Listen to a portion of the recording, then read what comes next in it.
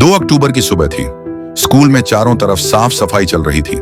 बच्चे झाड़ू लगा रहे थे, रंग बिरंगे फूलों से सजावट हो रही थी और दीवारों पर गांधी जी के विचार लिखे जा रहे थे। सत्य ही ईश्वर है, अहिंसा ही परम धर्म है। कक्षा 5 का विद्यार्थी रवि भी बहुत उत्साहित था। वह अपने दोस्तों के साथ झंडे लगाने और मंच सजाने में व्यस्त था। स्कूल में आज गांधी जयंती समारोह होना था। समारोह शुरू हुआ। सबसे पहले प्रार्थना सभा हुई और फिर गांधी जी के जीवन पर भाषण।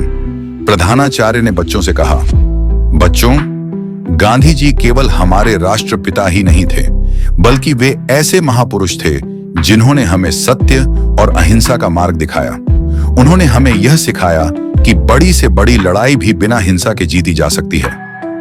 रवि ध्यान से सब सुन रहा था। तभी उसके मन में सवाल आया, गांधी जी इतने महान कैसे बन गए? उन्होंने हथियार नहीं उठाए, फिर भी अंग्रेजों को भारत छोड़ना पड़ा। कार्यक्रम के बाद नाटक प्रस्तुत किया गया। बच्चों ने गांधी जी के जीवन के महत्वपूर्ण प्रसंग दिखाए।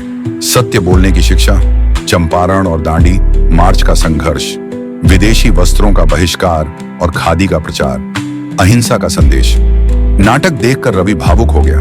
उसे याद आया कि कल ही उसने अपनी कॉपी खो जाने पर झूठ बोला था। वह सोचने लगा, अगर गांधी जी ने झूठ बोला होता तो क्या लोग उन पर भरोसा करते? नहीं, उनकी ताकत तो सच बोलने और सही काम करने में थी।